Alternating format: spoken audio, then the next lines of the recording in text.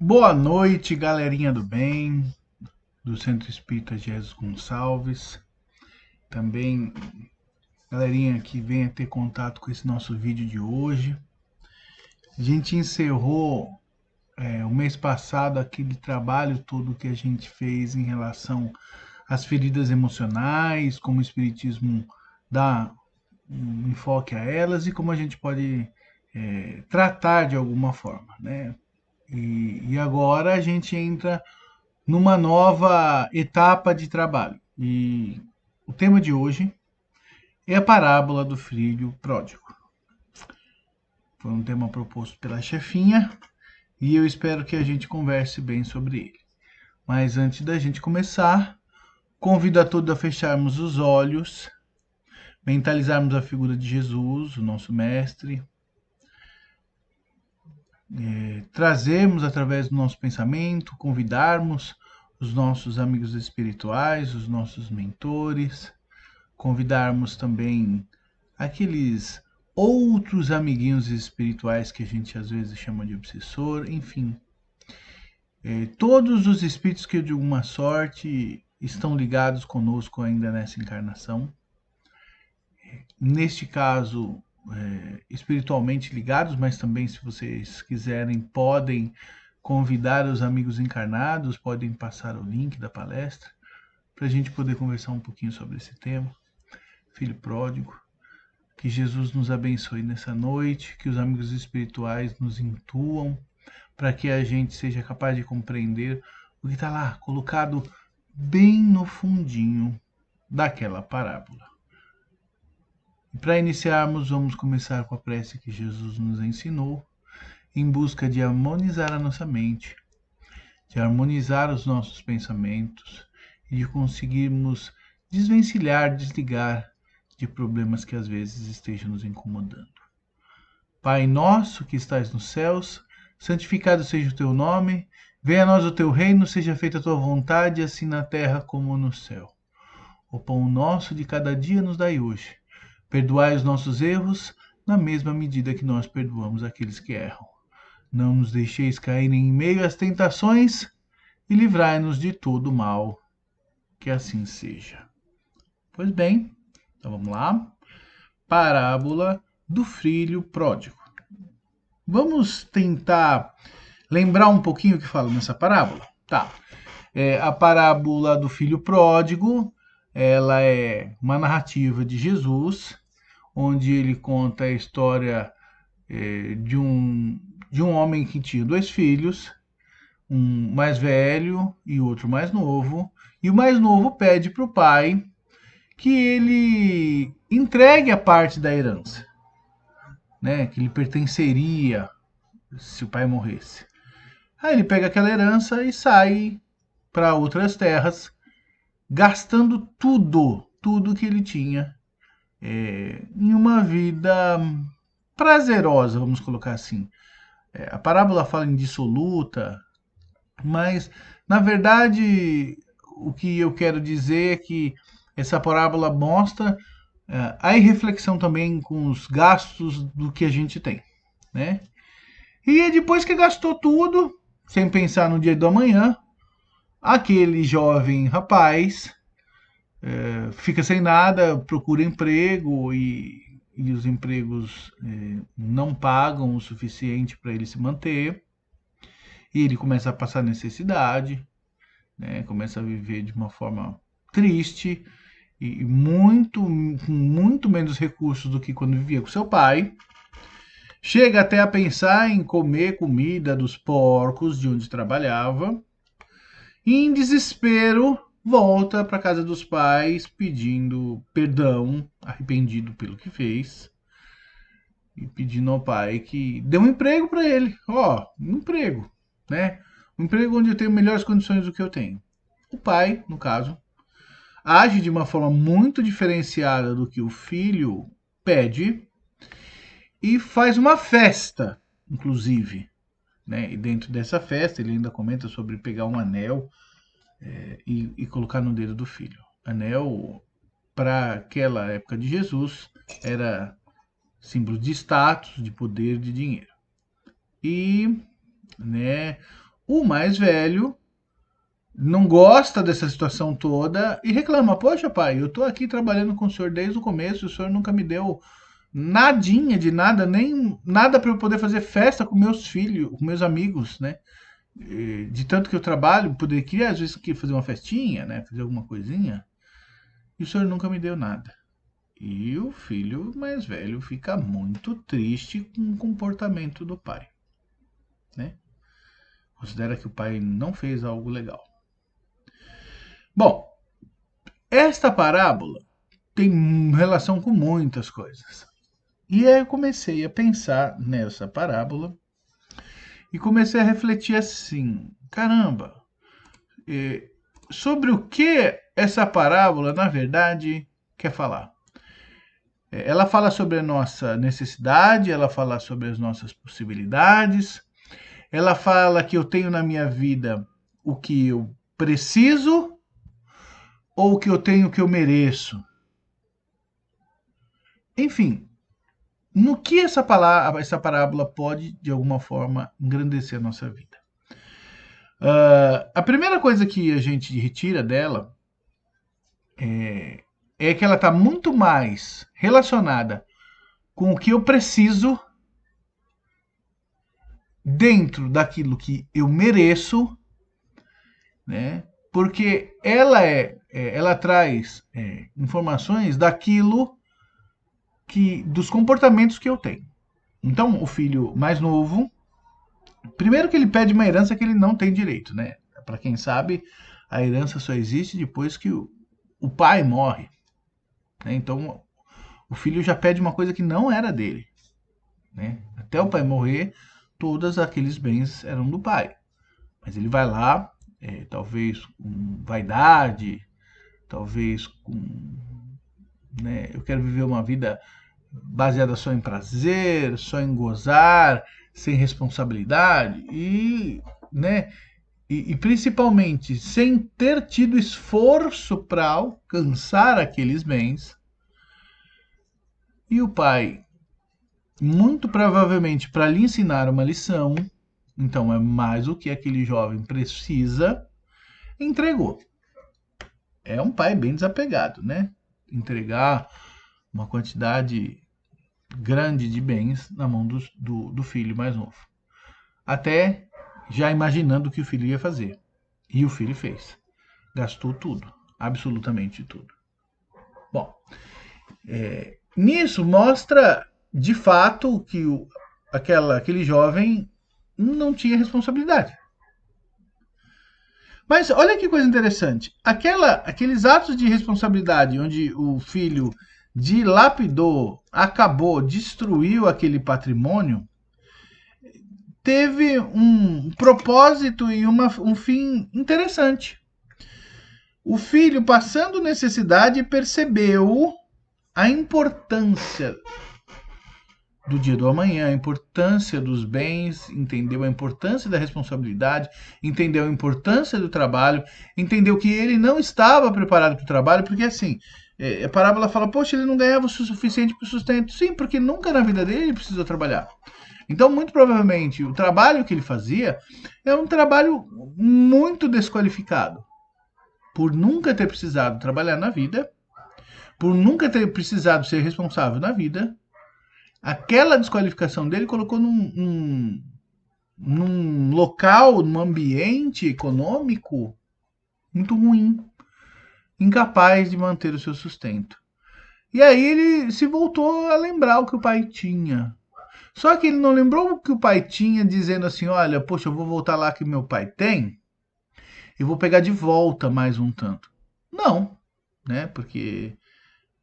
Até porque ele sabe que já teria recebido tudo o que era de direito. Na verdade, não era, né? Mas que seria de direito dele se o pai tivesse morrido. Mas ele pensou e falou assim: olha, meu pai sempre deu condições melhores para os empregados dele, que eram qualificados. E eu quero pelo menos a chance de ser um empregado. Eu quero uma chance de me qualificar. Eu quero a chance de correr atrás de tudo aquilo que eu não tive até hoje em relação à responsabilidade, ao trabalho, tudo. Então, aquela atitude do pai que parece refletida atingiu o objetivo de colocar responsabilidade no filho. É isso que o pai talvez, creio eu, festeje. Ele não festeja só a volta do filho. Ele festeja que o filho voltou e aprendeu a lição que ele precisava aprender. O filho aprendeu que foi orgulhoso, foi vaidoso, foi ganancioso, né? E isso não era legal. E a imprudência dele colocou ele naquelas condições. Então, o pai festeja isso. O pai festeja também que o filho se tornou responsável. E ele fala isso pro mais velho quando o mais velho questiona ele. Ele falou: seu filho, teu irmão estava morto, teu irmão estava acabado, teu irmão não tinha condições para mais nada. No fundo, ele não era nada mais.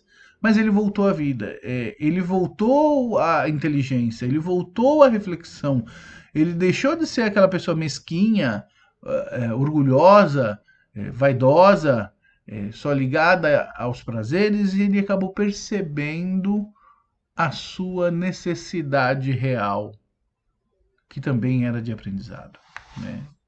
Então, assim, foi uma atitude do pai interessante e que às vezes a gente não está muito acostumado com isso. Por isso a dificuldade de entender, a dificuldade de conseguir assimilar por que esse pai fez essa festa, né? E digo mais, essa questão do pai foi uma questão bem interessante, né? O pai que tinha uma visão um pouquinho lá na frente, talvez a experiência de vida dele, e Deus faz isso com a gente também, né? Deus é onisciente, sabe tudo, inclusive em questão de temporal, né? De tempo. Então, assim, ele consegue enxergar lá na frente qual vai ser o comportamento que a gente muito provavelmente vai ter, ou até que vai ter. E quando a gente chega numa determinada experiência de vida, a gente às vezes até antecipa muitos dos acontecimentos que a gente vive ou que outras pessoas em volta da gente vivem por conta dessa experiência, né? E esse pai fez isso. Ele antecipou com paciência, com maestria, e falou assim: eu vou ensinar esse meu filho o que ele realmente precisa aprender. E agora sim, talvez esse filho aprenda a administrar alguma coisa que vá ter na vida, né? Porque o pai não morreu, então na verdade não existiu herança. O pai deu o que era dele, né? O filho mais velho, por outro lado, ele fala assim: caraca, poxa, pai, né? Que coisa chata. O meu irmão fez toda essa coisa chata aí, e o senhor ainda premia ele. É, o prêmio está no arrependimento e na alteração de comportamento e de pensamento do mais novo. Mas o mais velho não foi capaz de alcançar, ele não tinha essa experiência para alcançar o que aconteceu com o meu mais novo dele. E assim, talvez tão,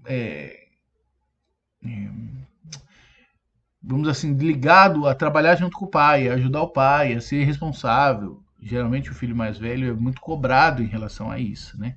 Então, dedicado a essa situação toda, ele sempre trabalhando, nunca pensou de ter uma vestinha, nunca pensou em ter nada disso, e nem pensou em falar pro pai, me dá um carneiro aí, me dá um dinheirinho aí pra fazer uma festinha com meus amigos, pra comprar um vinho, pra gente poder no final de semana aí. Talvez ele nunca pensou nisso, né? E cobra isso do pai. Caramba, eu nunca fiz isso. Só que assim, as experiências da vida, elas são individualizadas. As necessidades que a gente tem não batem com a necessidade dos outros, nem irmãos da própria família e nem irmãos em humanidade. De forma que a gente também precisa ter um pouco de coragem para, tendo alguma vontade, tendo algum sonho, correr atrás, que foi o que o mais novo fez. O mais novo tinha sonhos, tinha vontades, ele quis correr atrás das vontades dele. Foi muito irresponsável, sim, foi muito irresponsável, mas se ele não tivesse feito isso, talvez ele nunca tivesse aprendido a lição que ele aprendeu. E o irmão mais velho nunca teve a festinha que ele quis, nunca teve as coisas que ele quis, porque nunca pensou, talvez, em ter.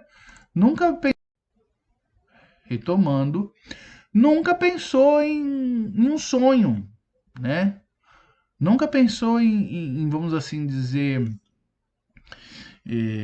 se preparar para ter alguma coisa que ele não tinha, né? Ficou tão vidrado em ser eficiente, ser um bom filho, e talvez deixou de lado uma parcela importante da sua vida que fosse necessariamente ser feliz, né? ser feliz. Então, assim, talvez a lição tenha servido muito bom para os dois, necessariamente, né? Ele ensina, o pai ensina para um, ensina para o outro a importância do trabalho, também a importância do lazer, talvez a importância do que sejam as coisas na vida, porque as coisas elas servem para nós e não nós servimos a elas. Isso o filho mais velho parece que não aprendeu, não entendeu, né? E então fica importante para aquele rapaz entender o que é importante. Que ter as coisas é importante, mas vivenciar as coisas, ser é mais importante. E o pai estava, enfim, dando importância ao ser, não exatamente ao ter, né? E, e a gente não pode esquecer, e às vezes a gente esquece também, que nós somos filhos do Pai, nós somos filhos de Deus, e todos precisamos aprender e para alcançarmos o mesmo destino, cada um trilhando o caminho que acha que é mais adequado ou que se liga, vamos assim dizer, tem maior sintonia, tem maior afinidade com aquele caminho, né? E alguns aprendem mais ligado a ter um prazer, né? Porque a gente não se dá conta de que o trabalho ele não precisa ser alguma coisa desagradável. Isso levou muito tempo para eu aprender. Eu tenho amigos que trabalham, por exemplo, com música, né? E aí, assim, com dança, pô, você olha e fala, isso daí não é trabalho, isso é prazer. Sim, é um prazer. E por que o seu trabalho não pode te dar um prazer? O trabalho, para eles escolheram um trabalho que dá prazer. Não pense que não tem esforços. Não pense que não tem desabor. Né? Até um amigo meu chegar no patamar que ele quis, ele se esforçou demais. Assim, o patamar que ele quis muitas vezes não é o mesmo patamar que uma outra pessoa numa outra profissão consegue. Né? Eu tive amigos que, por exemplo, foram gerentes de banco, diretor de banco, e esse que foi DJ, ele ainda não alcançou financeiramente o mesmo patamar desses diretores. Mas em algum momento da vida ele pode alcançar até um patamar maior. Digamos que um dia ele pode virar alguém que faça uma música, né? Um compositor, e aí a mídia cai em cima dele e ele vai pro top por algum tempo, né? Hoje a gente tem um monte de jogador de futebol, a gente tem um monte de cantor, e que se você olhar, eles ficam algum tempo no top, ganham um dinheiro, alguns mais espertamente constroem um patrimônio em cima disso, outros, né, de forma absoluta não.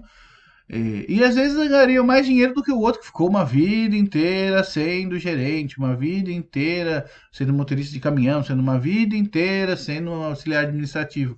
E talvez nunca se esforçou para crescer, né? A parábola do filho pródigo, então, tem tudo a ver com isso. O que eu faço da minha vida? O que eu faço da minha vida vai me dar um resultado, bom ou ruim. Alguns resultados que são ruins, eles me impulsionam para uma situação boa, porque me fazem refletir. Outros se acomodam com a situação que está e acabam reclamando exatamente disso.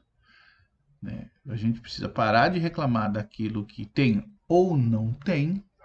A gente tem que parar de reclamar daquilo que poderia ter e não se esforça para ter. A gente tem que reclamar, parar de reclamar, de olhar para o jardim do outro, de olhar a grama verde do outro e achar que a grama dele é mais bonita que a sua, né? Você não sabe o quanto ele passou, se esforçou ou sofreu para aquela grama estar daquele jeito e o quanto você deixou de passar tudo isso e não cuidou da grama, da sua grama, para ela estar tão bonita quanto a do vizinho. Né? Essas coisas precisam muito bem ser observadas, senão a gente também entra numa situação de injustiça.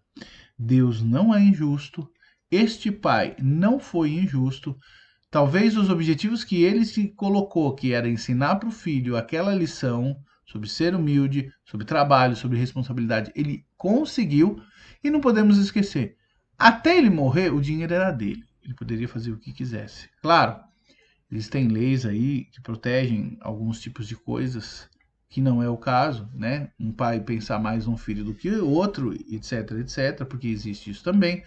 No caso aí, o pai queria me ensinar uma lição para o filho. E parece que ele conseguiu. Felizes aqueles que conseguem dar a lição que pretendem e aprendem também com ela, e felizes daqueles que, passando pela lição, conseguem refletir, fazer a sua tarefa e crescer com ela. Convido todos então a fecharmos de novo os olhos, agradecendo ao Mestre que sempre nos dá a oportunidade de vida, que sempre nos dá a oportunidade de crescimento, que sempre nos dá a oportunidade de aprimoramento, que nos acompanha ou pessoalmente ou através dos nossos amigos espirituais. A Deus, o nosso Criador, por ter nos dado a existência espiritual e a vida física, ambas para nós galgarmos a evolução, amadurecimento e sermos felizes. Porque nem sempre ser feliz é estar ou ter algo de valor. Às vezes, ser feliz é sim ser algo de valor. E muitas vezes a gente esquece isso. Que a gente nunca esqueça isso, né? E antes de encerrarmos esses trabalhos, essa palestra, gostaria que nós, em contato com a espiritualidade, vibrássemos amor e paz para nossa humanidade, principalmente diante dos desafios que todos nós passamos, de guerras, de calamidades, de doenças. O Covid mostra isso e outras virão ainda. Que a gente tenha sempre perseverança no bem, que essas nossas vibrações atinjam aquelas pessoas que de alguma forma estão presas, né, ou a um leito de hospital, ou por conta de seu comportamento a uma unidade prisional, que todos recebam, e a gente sabe que recebe o amparo da espiritualidade, para refletirmos e crescermos com todas as experiências que a gente passa.